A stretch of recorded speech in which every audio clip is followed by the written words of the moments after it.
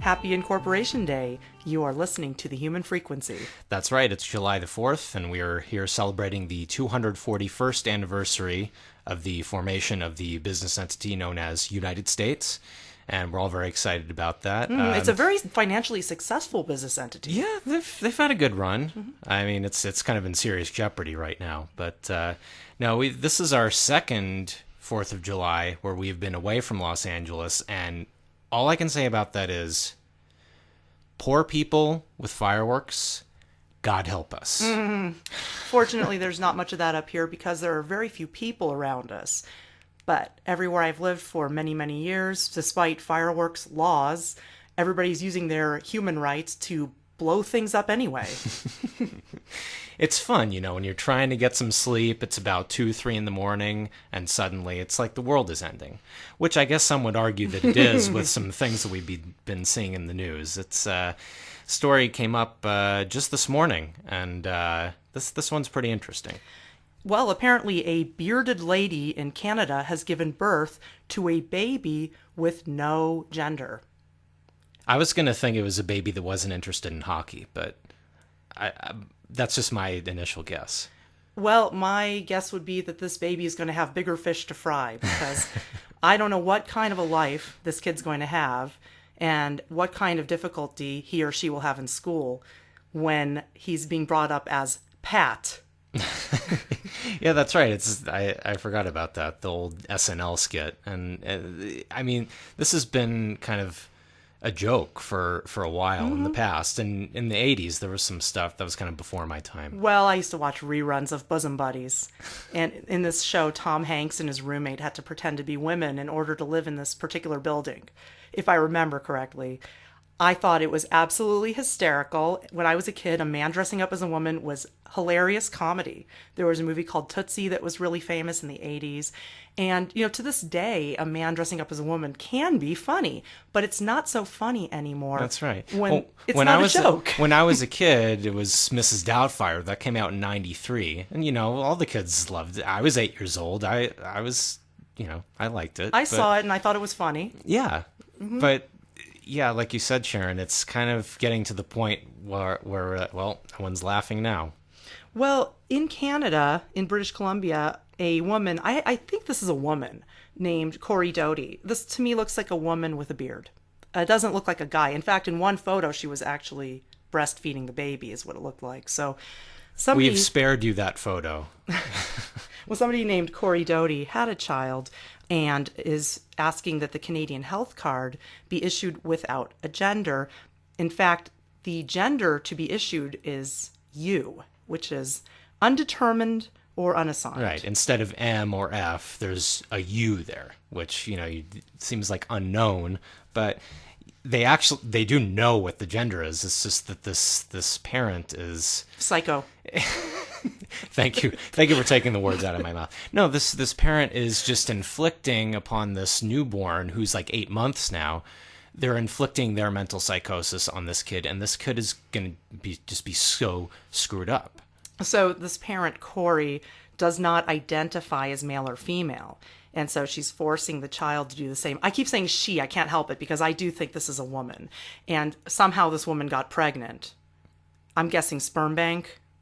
Or some kind of shady deal. I don't want to think about. This we found this story initially on Yahoo News UK, but it's spread around, so it's on several different sources. You can look it up on the internet and see the pictures for yourself. Although, a word of warning: you might want to stare for too long; it could induce hysterical blindness. Hey, I lived in Portland. I've seen the he/she's, and Portland is just the land of androgyny. The whole Northwest just eats that up with a spoon. In fact, we had done a story on Jamie Shoup, who I believe lived in Oregon, who was the first to be issued a genderless passport. But here's the thing.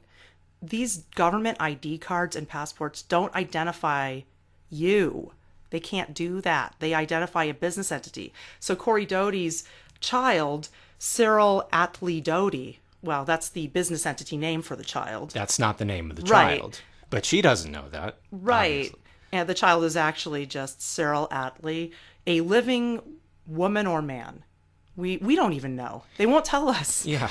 Well, actually, I should have mentioned this at the top, but I did want to preface this by saying that it's very likely that this story is a hoax. You know, this may not be an authentic news story, as it were. I mean, they do use crisis actors, as we know, to put out propaganda, but this is of a different kind. Obviously, there's no crisis like in terms of 9/11 or something like that, but this may just be one of those things where it's not even real. They're just using this as an outlet to push this transgender mania.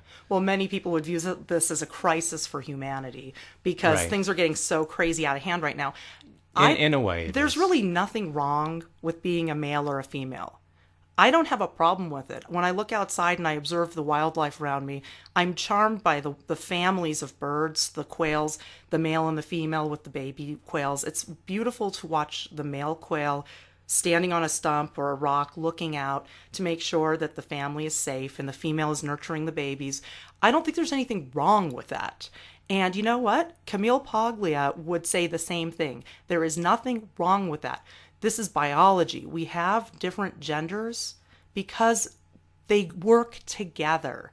And because we live in a 3D and we're not formless, spirits in the universe, we have bodies. So this is the way it is. We are born male or female. That's the way it is. That's the way God created us. That's part of nature.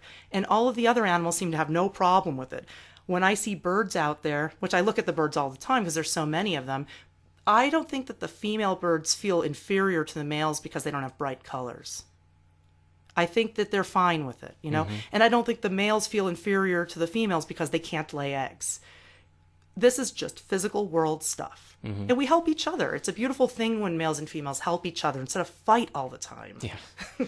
Yes, and when we say God, we're referring to the spiritual bond that connects every living thing. Nature, I guess you could call it. We're not referring to some bearded, judgmental dude in the sky who's loving one minute and vengeful the next. And it doesn't work that way. So if any of you are thinking that we're putting that viewpoint forth, please reject the notion. Well, we're also not referring to a bearded lady in the sky. Wow, I walked right into that one. But anyway, what I found also interesting about this article was the reader comments. I went through them one by one for a while, and every single one of them thought that the story was a terrible thing. How could this woman or man, whatever, screw up the child like this? This is going to be very difficult for the child. Damaging. Some people even went as far as to say that the child should be taken away from the parent. Now, of course, no one can take the child away from the parent. No one can take any child away. And it is the parent's right to raise the child. What's troubling to me is that the parent is inflicting their twisted worldview on the child. The child should get to make its own life, not its decision on gender, its own decisions in life. And if the child is a female and she wants to play basketball, more power to her. Nobody's stopping women from doing the things that in the past were stereotypically male. And that's another thing. Women are complaining, feminists, and I don't even think a lot of women are actually doing this. I think this is just media hype. And like you said, I think Controlled this might be opposition. it might be a hoax story. But the feminist movement, they've always wanted women to become like men. That's not the idea here, We're not trying to turn into men and grow beards to have equal rights. Equal rights is a woman can do any job that she wants. We could become doctors, we could become scientists. We don't have to grow beards. That's not where it's at. Yeah, I don't want you borrowing my razor. No. You'll just dull the blades down. Look, I'm not going to become Yentl Streisand, okay? But yeah, this gender issue has gone out of control. This completely reminds me of my time in Portland. And I actually had a friend while I was living in the Pacific Northwest, and she was very sweet and a good friend and very creative and an artist. But she, over time, started to declare herself genderless, and I found that a little odd. Well, I didn't judge her for it, and we stayed friends through it until we kind of lost touch over time. I mean, I moved back to California, but this was years before you were aware of this issue specifically. Right, and I've actually stayed in the home of somebody who had changed genders, and I didn't even know it. I wasn't looking for it, but it was a friend of a friend. It was a friend of this friend, actually, and I thought it was a man. I didn't even think that maybe this was a transgender. But that's the thing is, people who are transgender in the world, they're not making a big production out of it. I know. I have It's their business and their business only. And they're changing genders because they want to live that life. They want to live as that other gender. And that's fine. We're not disparaging anyone who wants to do that. Well, it's not even that they're lying about it. It's just that it's their own business and they keep it to themselves. I think if it had to come up, if you became close with somebody like that, they'd probably say, I was born this way, but I've decided to change. And that's all fine and good. In Hollywood and in the media, they're just completely tricking us about it. They're putting women out there as men and men out there as women, and it's just a little kind of brain twisting. So it's confusing, and there are agendas behind it, which we'll get to. But it's much different on that level than it is, personal when you're staying somewhere and like you said, it's a transgendered friend. That's a lot different than the large scale Hollywood propaganda machine. That's just one spoke in the wheel. And I've known many, many people in my life, in my long, long life. And I've known people in Los Angeles and in the Northwest. Both, the whole West Coast is just very, very open-minded about gay issues. So there are going to be a lot more gay people living on this side of the country. So I've known plenty, and I've also hung out in the home of a friend who had a transgender roommate who was making the transition from man to woman. And you know what? They really keep it to themselves. They're doing it, but they don't make a big fuss about it. So I have known transgenders, they don't make a big production over it. So now a story like this is really kind of getting my attention because I feel like it's so over the top. Who cares what sex is on the Canadian ID card? The ID card, see, the problem is people don't know what these things are. The ID card has nothing to do with you. It's just your business entity. Who cares? It doesn't even have a gender.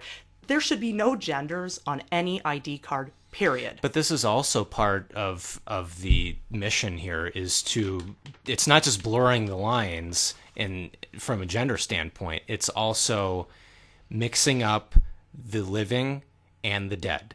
And what I mean by that is, we live in two different realms here. The realm of the real world, which is the living, and the fictional one, which is the dead legal fictions that are on every document, driver's license, birth certificate, social security card, you name it.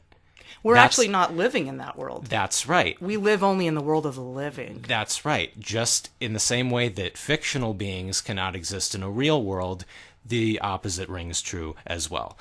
Real beings cannot exist in a fictional realm. Well, they're turning us into the living dead. And this is what they did in the first place when they made us believe that we were the names on the birth certificate. So Canadian officials won't put out a birth certificate with you on it instead of male or female. Who cares? This is the birth of a business entity. The child is a living child. But even having a place on a card for a gender, or for that matter, an eye color or a hair color or anything that has nothing to do with a dead legal fiction, just having it on there is part of the mission to mix up the living and the dead, to make people think, to have the erroneous notion that first, middle, last name is them, when in reality, nothing could be further from the truth. That's not you. That's your game piece. This is sorcery, actually. It's like black magic. Marcus talked about this. The YouTube channel is Servant King, and he talked about this too. This is necromancy. This is bringing the dead to life, and that's what they're doing. These guys really are satanic. So that's what's going on here. And as a matter of fact, Carrie Doty identifies as a non-binary trans person. We cannot identify as persons, and that's really a key. We can't right identify as anything because you can only ID an entity. Carrie Doty, as a non-binary trans person, is saying that they are dead, that they are fictional. And in fact, Carrie Doty is fictional. Carrie Doty is a legal fiction. Corey, excuse me. I said Carrie. Yeah. Corey Doty is the legal fiction. Corey is the living woman that thinks she's a man, that gave birth to a baby. Okay. So if they are identifying as a trans person, a person cannot be trans. A person is a business entity. So we talked about this in the ANC video, which was a couple videos back, which you could check out. You really can't ask anyone for a picture ID to identify themselves. A living man or woman, as you said, you could only ID an entity. A living man or woman can't be identified. Picture ID is an oxymoron. Exactly. So with the Airbnb situation I refused to send a picture of my passport or driver's license and selfie by the internet to them, and instead contacted them by phone and emailed to them the assumed name certificate for my business entity, Sharon Daphne Schloss, who is on the account. That is who makes the reservations. Sharon Daphne Schloss, my business. That's not me.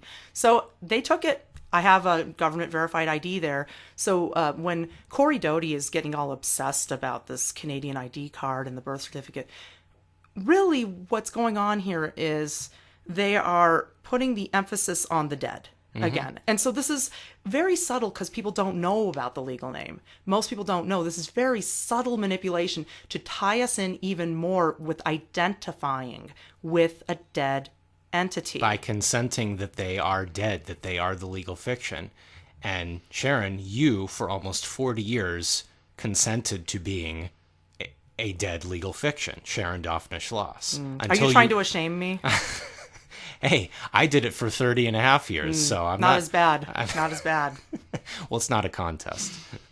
I'm not proud of the amount of time that United States was the name holder of Gabriel Lazar Cohen, but, they had a good run. They did, and with me, too. I had a good job for like 2 years of my entire adult life, and they sure took their share of it. But, for the most part, I haven't paid a lot of taxes, actually, because I've never made very much money, which is pretty cool. But now I can make as much as I want and not pay anything because I don't owe anything. I didn't know that. So I kind of got ripped off, but I did it to myself. It's my own fault. I sent it to them. Yeah, it was a gift. Nobody held a gun to my head. I wrote the check and sent it off to them. So my bad. As Doug says, ignorance of the law is no excuse. So I put it behind me and I gave them the gift and it's done now and I'm not going to do it again. And now I'm not afraid to make a little money. I used to be afraid to. So it's nice. They are the enemy of free enterprise, but even more than that, they are the enemy of life and they want to turn us into dead fictions and they want to fixate us on these transgender ideas because they're going for transhumanism, and that is the antithesis of life.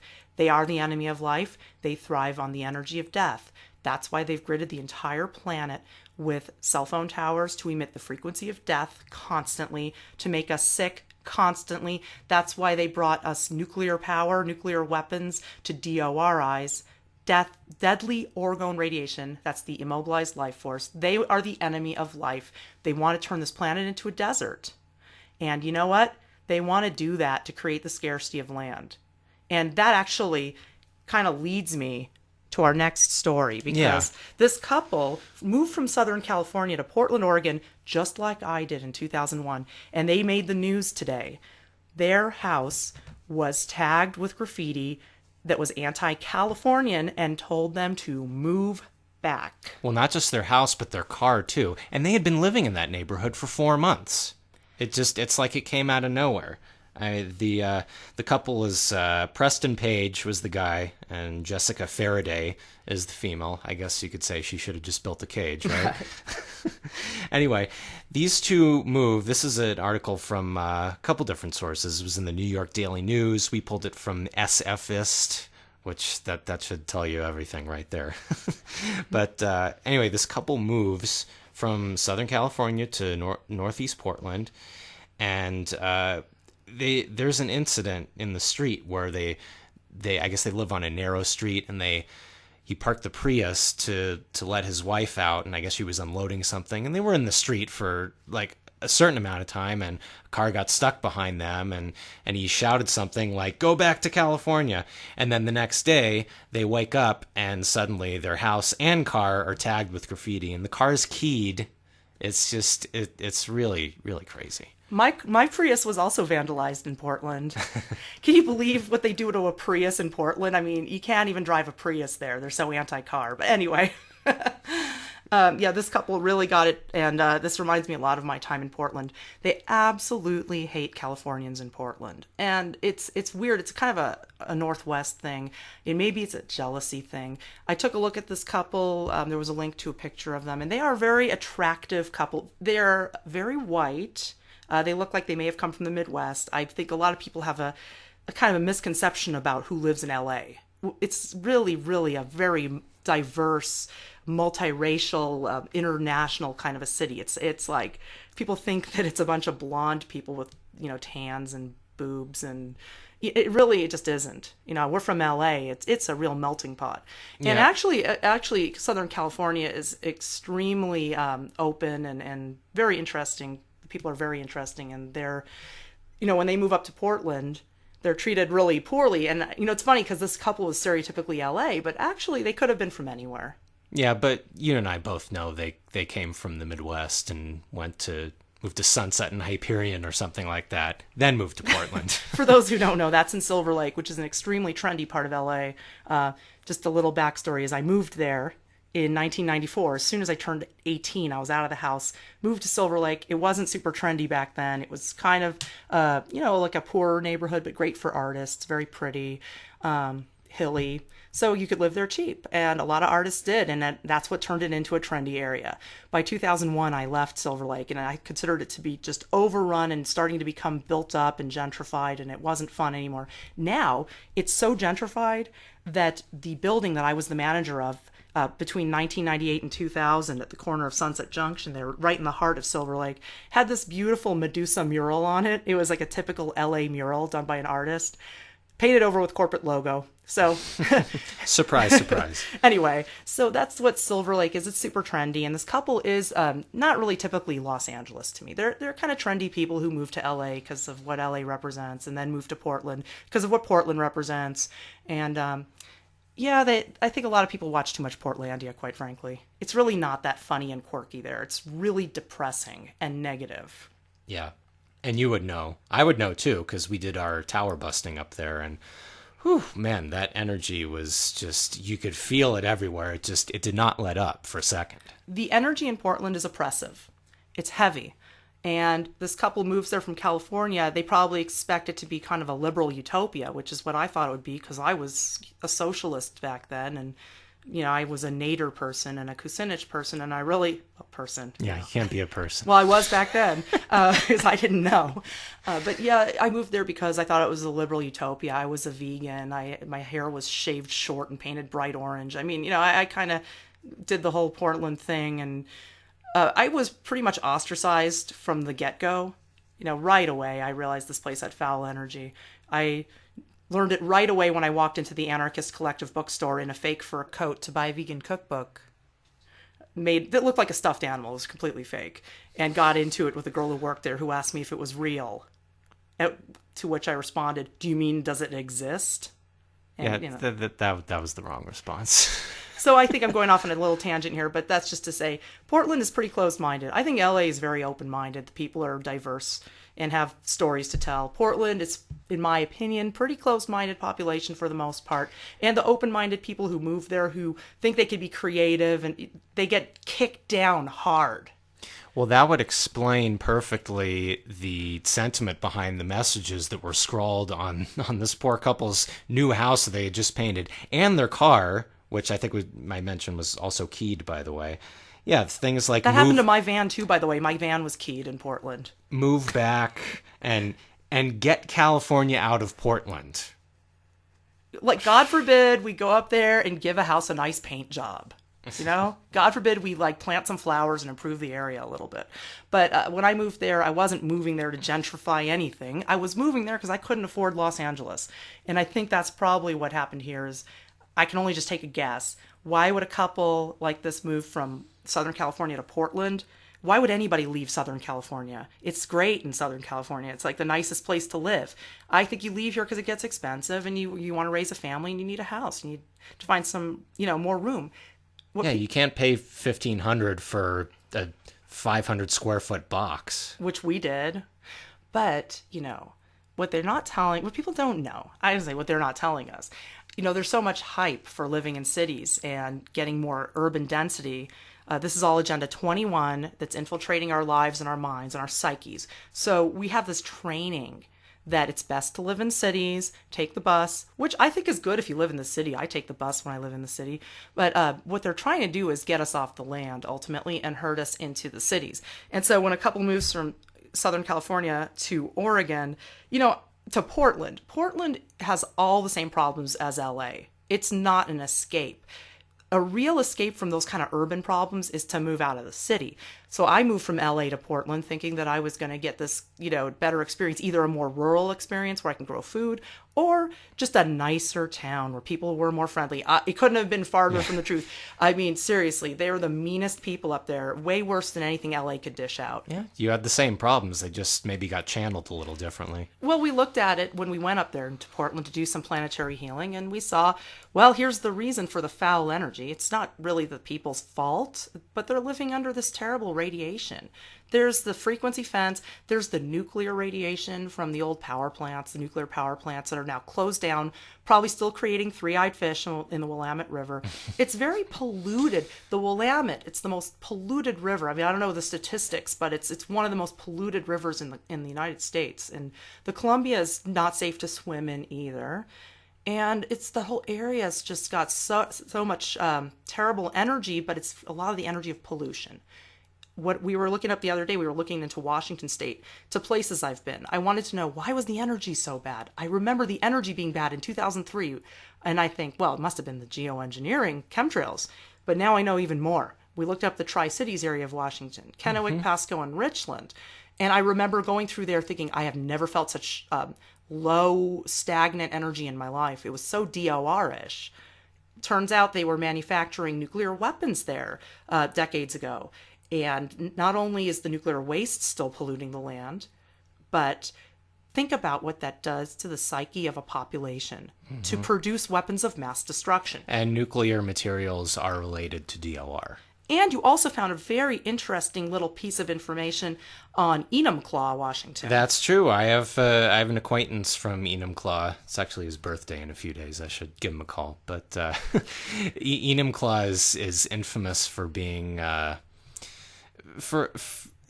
it's not a very good thing. Horse sex. There was a man, he was a Boeing aerospace engineer in the mid-aughts, I believe, 2005 or 6 or something like that.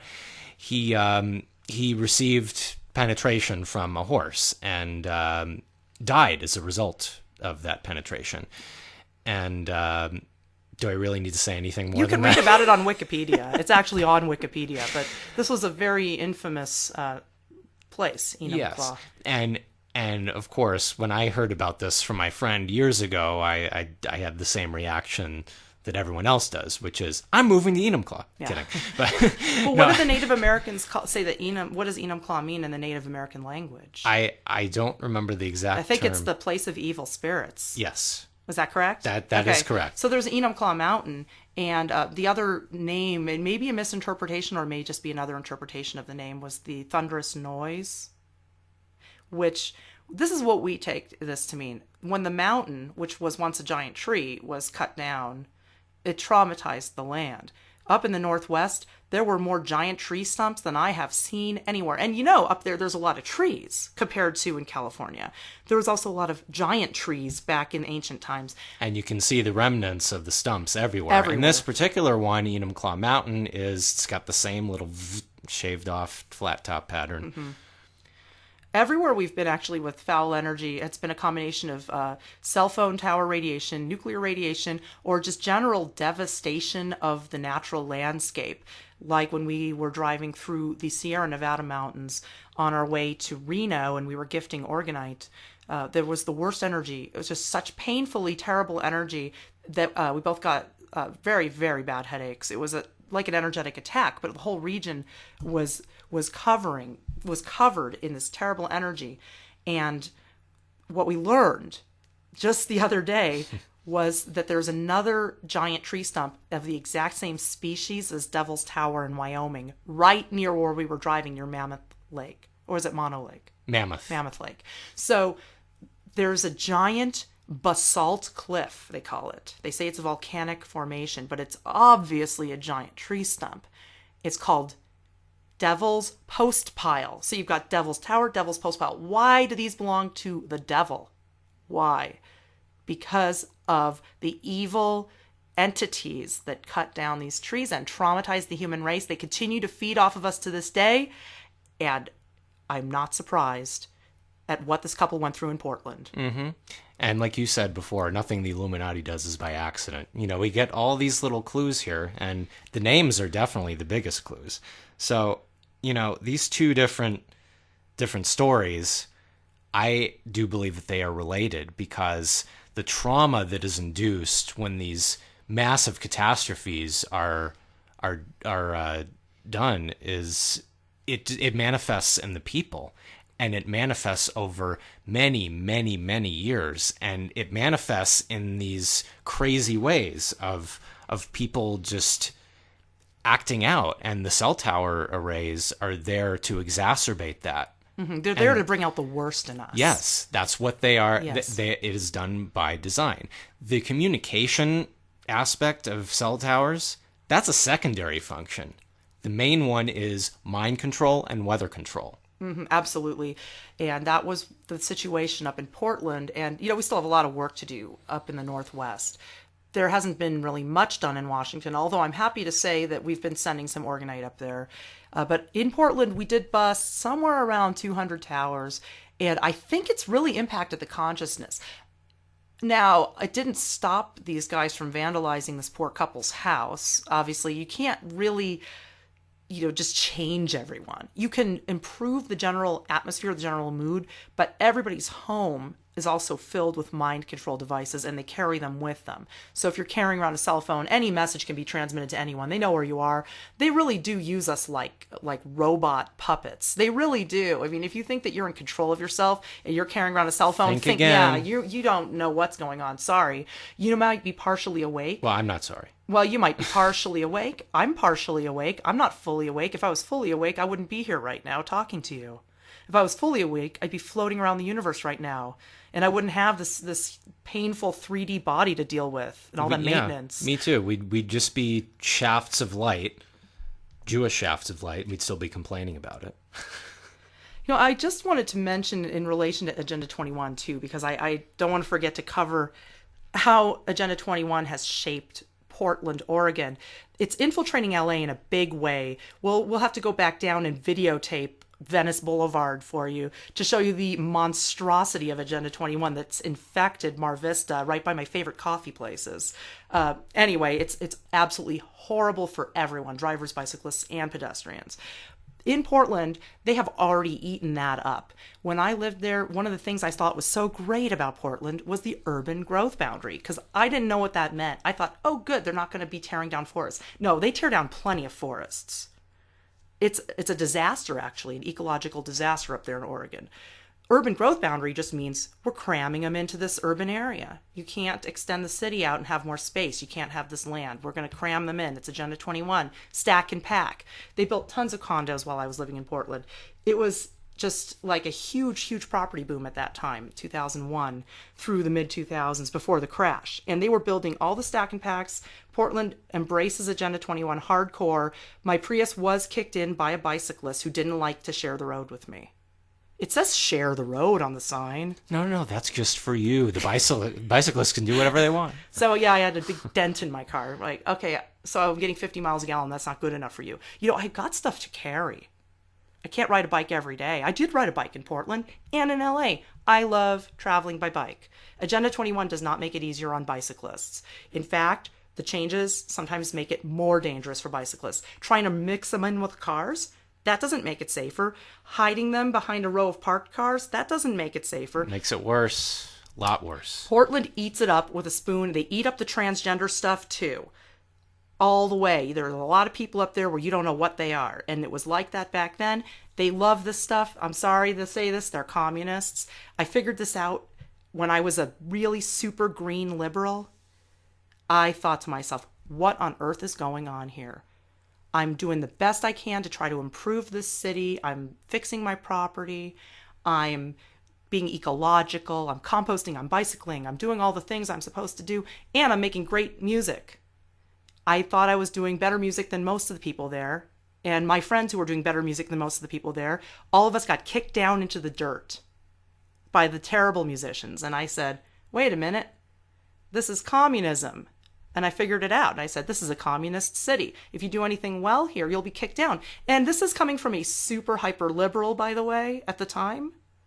I was all the things I'm not today. And on the flip side of that, if you're really low down in the dumps, they'll bring you up. Oh, yeah. They love terrible bands there. They love terrible everything there. So what I'm saying is that area really eats it up. LA is starting to do it too. Everyone on the West Coast is just embracing Agenda 21.